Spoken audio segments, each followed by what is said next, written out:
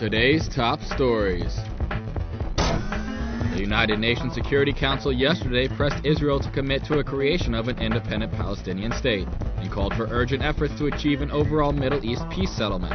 The 15-member council met yesterday to debate the Middle East peace process. UN Secretary General Ban Ki-moon warned that the situation on the ground could worsen without renewed efforts by both sides, as well as the international community. Ahead of the meeting, Iran's mission to the United Nations distributed a letter among the participants, rejecting comments made earlier by Britain's Foreign Secretary David Miliband. Miliband had accused Tehran of interfering in Palestinian affairs and abusing their pain and suffering. Israel's Prime Minister Benjamin Netanyahu on Monday assured Egypt's President Hosni Mubarak of his commitment to Middle East peace talks during talks at the Red Sea resort of Sharm el-Sheikh.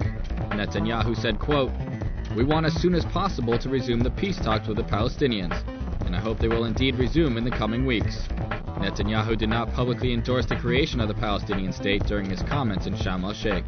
Mubarak reiterated Cairo's call for a two-state solution and said that Israeli settlements built on occupied Palestinian land hindered the peace process. Menachem Mottaki, Iran's foreign minister, yesterday in an interview with a Bahraini newspaper, Al-Balad, welcomed what he referred to as America's change of rhetoric toward Iran, and announced Iran's readiness to take new steps should the U.S. make practical changes in its policy towards the country. According to the website of Iran's foreign ministry, Mottaki in the interview told Al-Balad, quote, "If Washington takes practical steps towards Iran and shows that the policies of America's government vis-a-vis Iran have changed, we also on our part would take new steps towards America's government."